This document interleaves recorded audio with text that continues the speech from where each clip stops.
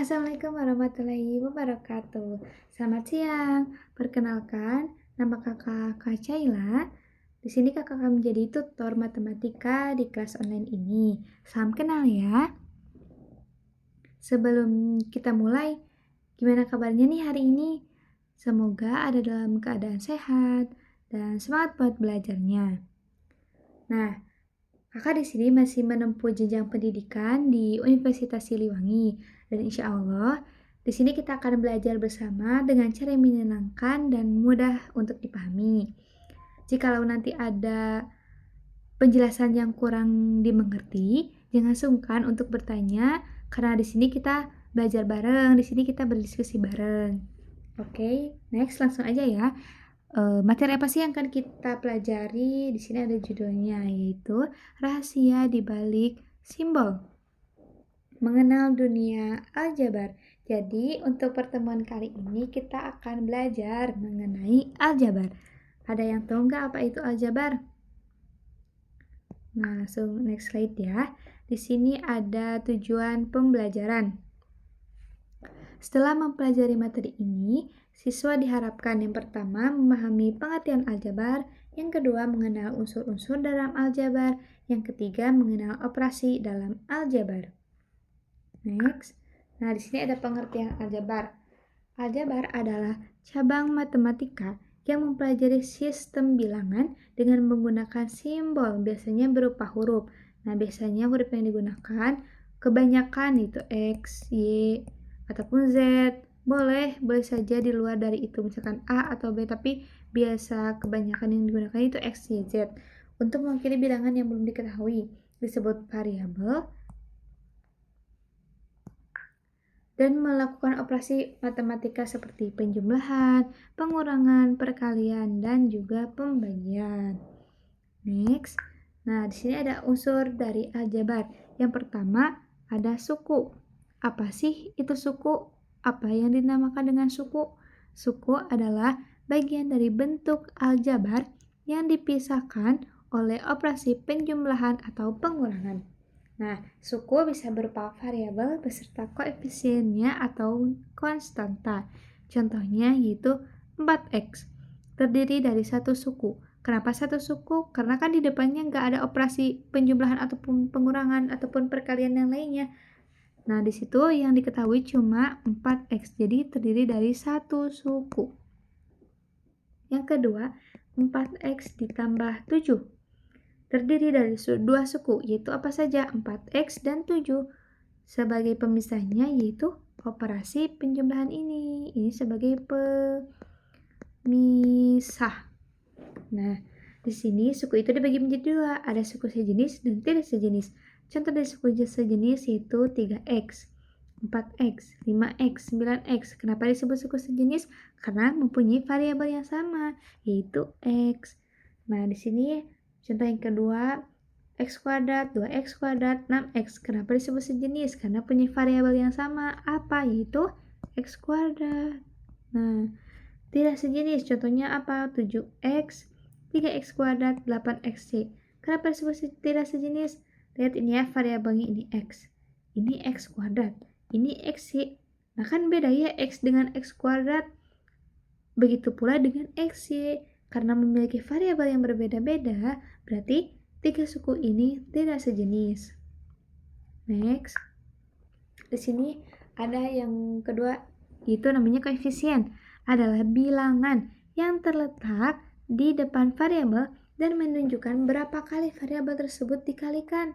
Nah, kan tadi ya, kalau suku itu bagian dari aljabar yang dipisahkan oleh operasi penjumlahan, pengurangan, perkalian, ataupun yang lainnya. Nah, koefisien itu bilangannya terletak di depan variabel. Yang ketiga ada yang namanya variabel. Apa sih variabel itu?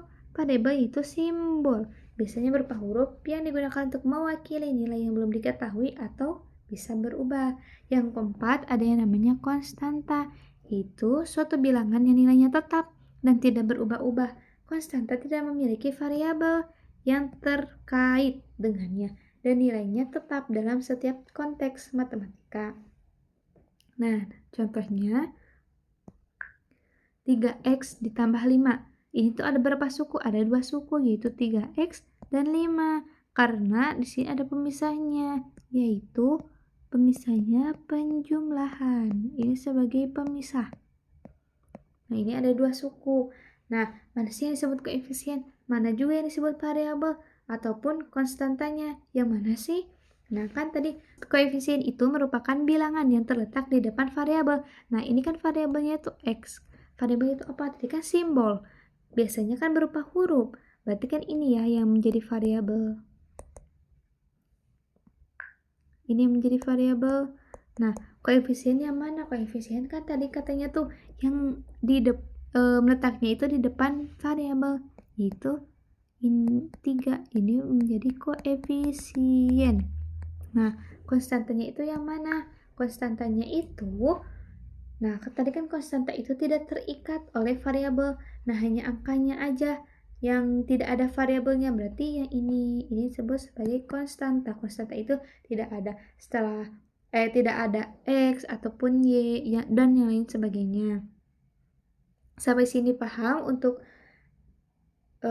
unsur-unsur dari aljabar, suku, koefisien, variabel, dan konstanta? Oke, next. Di sini ada operasi aljabar. Yang pertama, penjumlahan. Penjumlahan dalam aljabar bisa diselesaikan apabila memiliki variabel yang sama. Ingat ya, kalau kita ingin menjumlahkan operasi aljabar, kita lihat variabel itu sama atau enggak. Yang kedua, yang dijumlahkan adalah koefisiennya saja. Apabila berbeda, tidak dapat disederhanakan. Nah, kalau nanti kita pengen menjumlahkan tapi variabelnya itu berbeda, itu tidak bisa disederhanakan. Nah, contohnya 2Y ditambah 4Y sama dengan, lihat dulu variabelnya. Ini variabel Y, ini juga variabel Y. Karena sudah sama, berarti kita tinggal menjumlahkan apanya, yaitu koefisiennya. Koefisien yang mana tadi? Yang ini, yang ada di depan variabel. Berarti 4 ditambah 2 yaitu 6. 6 apa variabelnya? 6Y gitu. Terus Z ditambah 7Z. Nah, ini kan Z saja. Maksudnya gimana sih Kak? Kok ini tuh Z aja emang bisa? Bisa. Ini tuh kalau misalkan kita ketahui ini tuh 1Z. Jadi koefisien dari Z itu yaitu 1 tapi tidak ditulis. Ini Z saja ya. Tambah 7Z. 1 ditambah 7 8. 8 apa? Variabelnya 8Z. Nah, next 3x kuadrat ditambah 5b ditambah 2b ditambah 2x kuadrat. Nah, apakah ini langsung dijumlahkan dengan ini? Tidak, karena variabelnya berbeda. Ini x kuadrat, ini b. Lalu ini dijumlahkan dengan yang mana? Dengan yang ini. Kan ini variabelnya x kuadrat dan juga x kuadrat. Jadi 3 ditambah 2 sama dengan 5. 5 apa? Variabelnya x kuadrat. Lalu 5b ditambah 2b sama dengan 7b. Nah, jadi hasilnya 5x kuadrat ditambah 7b. Paham sampai sini? Next, di sini ada pengurangan. Sama seperti penjumlahan, pengurangan pada aljabar hanya apabila variabelnya sama. Ingat ya. Jadi kalau misalkan kita mau menjumlahkan ataupun mengurangi dalam operasi aljabar, lihat dulu variabelnya itu harus sama. Contohnya 8A ditambah dikurangi 3A. Ini kan karena variabelnya sudah sama, tinggal kita mengurangi apanya? Koefisiennya. 8 dikurangi 3, 5. 5 apa? 5A. Next, 7B dikurangi 4B sama dengan, ini karena sudah sama, 7 dikurangi 4 yaitu 3. 3 apa? 3B. Nah, ini 5Z kuadrat dikurangi 2Z kuadrat sama dengan, karena variabelnya sudah sama, Z kuadrat, kita tinggal mengurangi koefisiennya. 5 dikurangi 2, 3. 3 apa? 3Z kuadrat gitu. Nah, next, yang ketiga ada perkalian. Pada perkalian aljabar, kita harus mengalihkan koefisien dan variabel pada aljabar tersebut. Nah, tadi kan misalkan penjumlahan dan pengurangan. Nah, kan tadi karena variabelnya sudah sama, berarti yang kita operasikan hanya koefisiennya saja.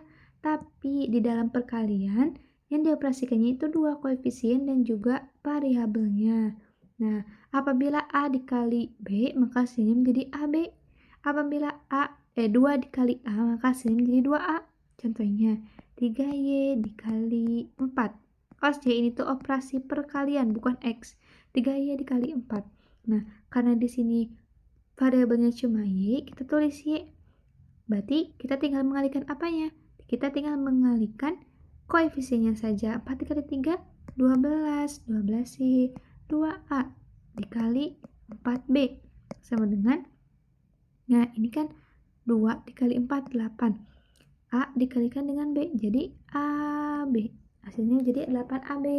Next, 5A dikali A. Nah, kan tadi A, kalau misalkan A saja berarti itu di depannya itu koefisiennya itu 1. Jadi 5 dikali 1, 5. A dikali A kuadrat. Kan A dikali A sama dengan A kuadrat. Kalau A ditambah A, jadi 2A. Nah, ingat ya. Oke, next di sini yang terakhir ada pembagian. Sama seperti perkalian, kita harus membagi koefisien dan variabel pada aljabar tersebut. Contohnya 8A per 2A. Nah, kan karena ini A dibagi A kan habis ya. 8 bagi 2, 4. Jadi hasilnya 4. Yang kedua, 3B kuadrat dibagi 3B. Nah, ini kan B kuadrat. B kuadrat itu artinya B kali B. Berarti ini kan habis. 3 bagi 3, 1. Berarti hasilnya tinggal B. Nah, yang terakhir 4AB kuadrat per 2A sama dengan, nah kan tadi B kuadrat itu B kali B. 4A bagi A.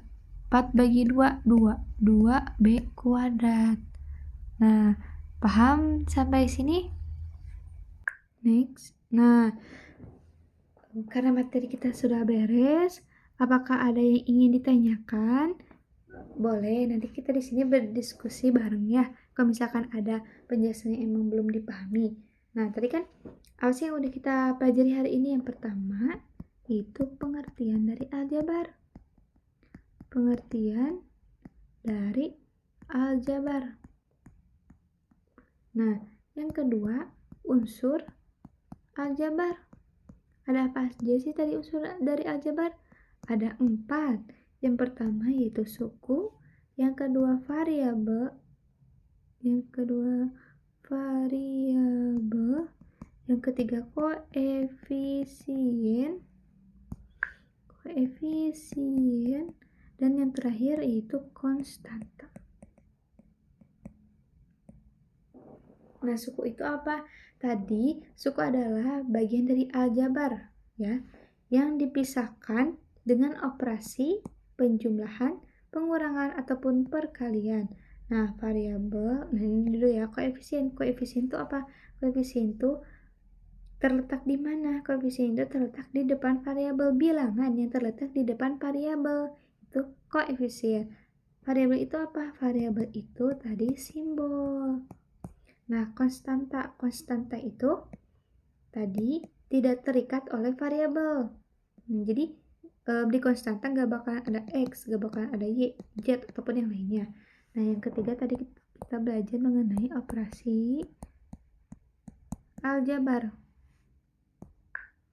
Operasi aljabar. Ada apa aja tadi? Ada 4. Ada penjumlahan, ada pengurangan, ada perkalian,